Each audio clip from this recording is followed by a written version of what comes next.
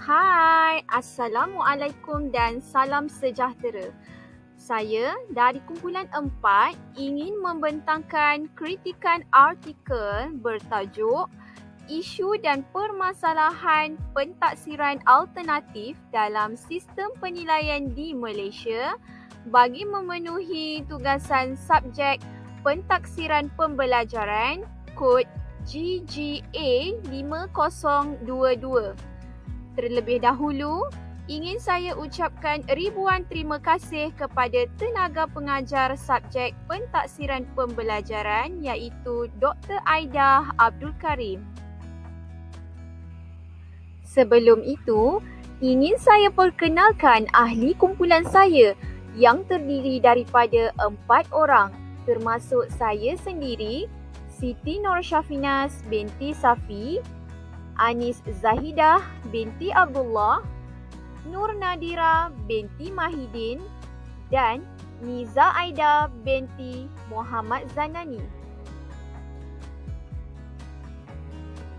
Mengenai artikel yang dipilih iaitu Isu dan Permasalahan Pentaksiran Alternatif dalam Sistem Penilaian di Malaysia telah diterbitkan pada tahun 2019.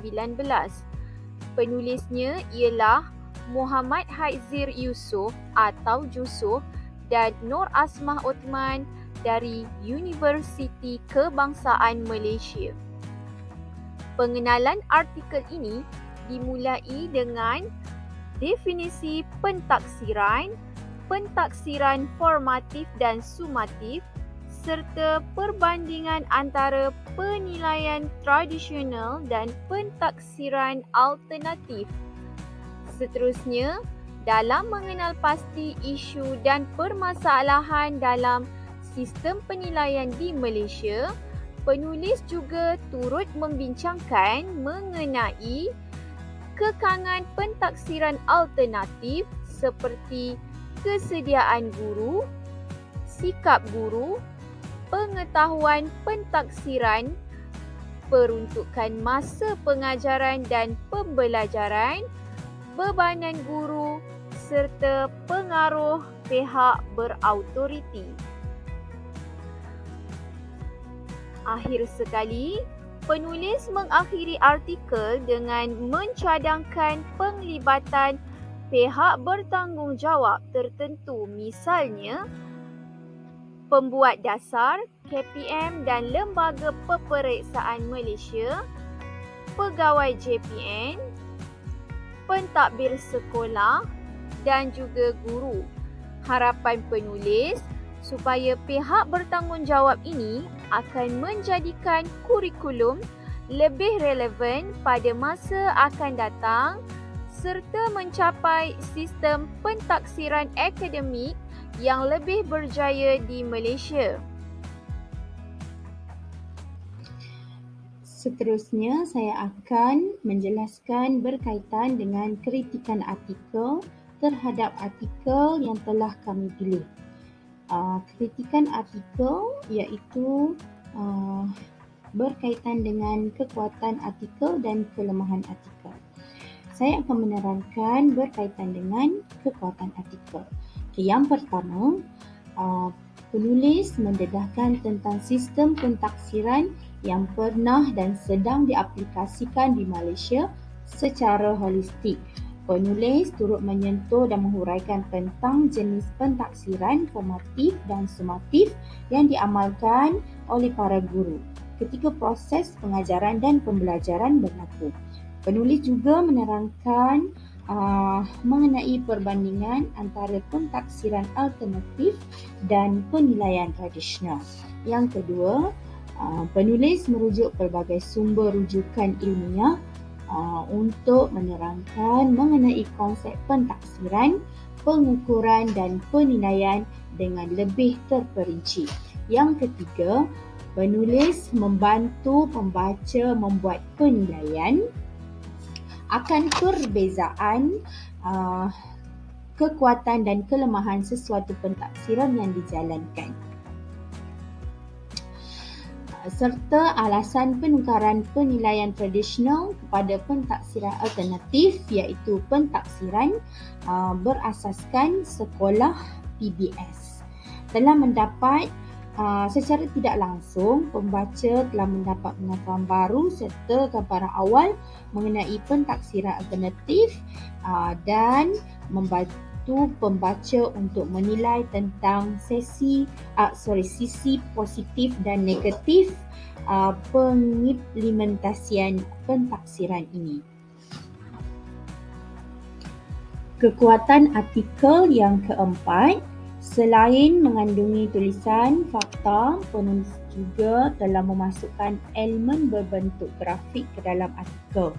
Contohnya, jadual perbezaan ciri-ciri pentaksiran dan penilaian tradisional untuk menerangkan mengenai perbandingan antara dua pentaksiran. Para pembaca semestinya akan lebih tertarik jika terdapat carta, rajah ataupun jadual bagi menerangkan intipati sesebuah jurnal. Dengan ini dapat menyampaikan maklumat dengan lebih mudah dan cepat.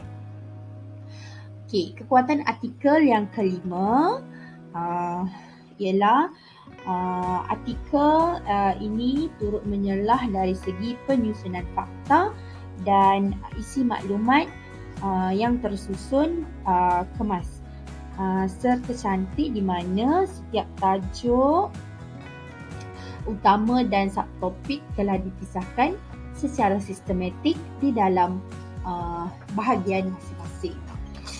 Baiklah, sekian dari saya. Untuk slide yang seterusnya, saya serahkan kepada rakan saya untuk menerangkan tentang kelemahan artikel.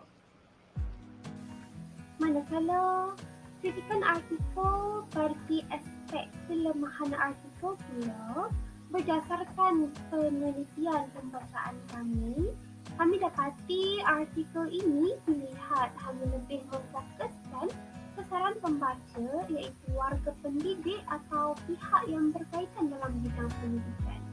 Hal ini kerana terdapat beberapa istilah, misalnya seperti pentaksiran, kualitatif, kuantitatif, formatif dan sumatif yang digunakan oleh penulis mungkin tidak difahami oleh pembaca, sesetengah pembaca yang berada di luar daripada bidang pendidikan.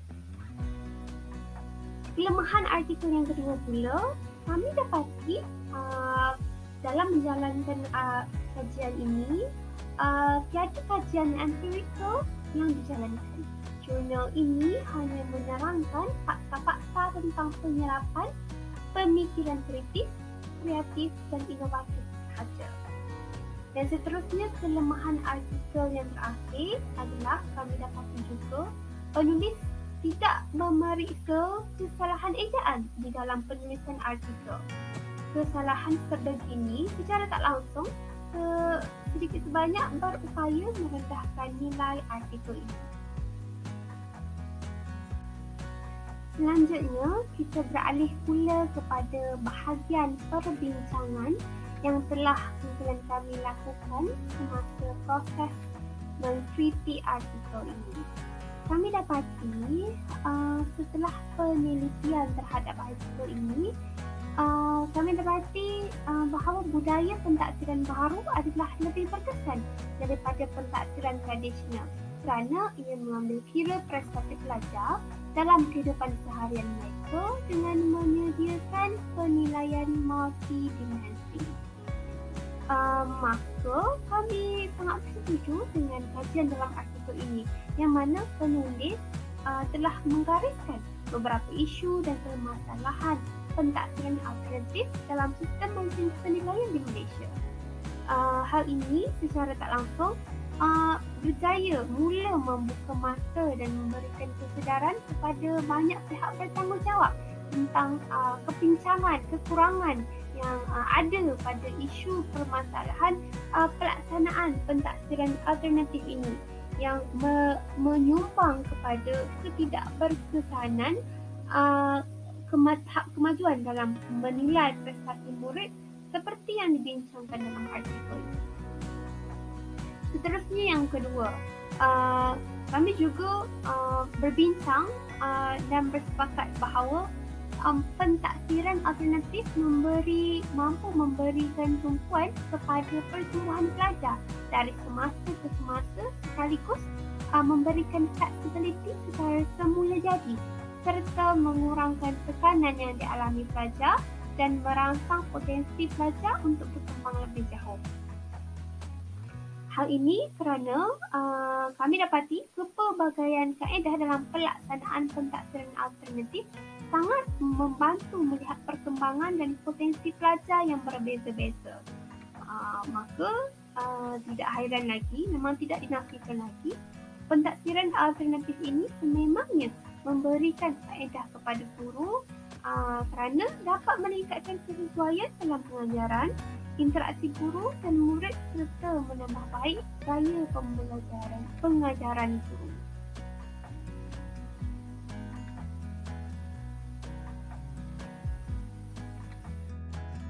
Antara cadangan penambahbaikan yang telah dibincangkan ialah yang pertama, menyelitkan glosari di dalam penulisan untuk membantu pembaca memahami artikel dengan lebih baik dengan merujuk kepada glosari tanpa perlu mereka meneka maksud sebenar penulis.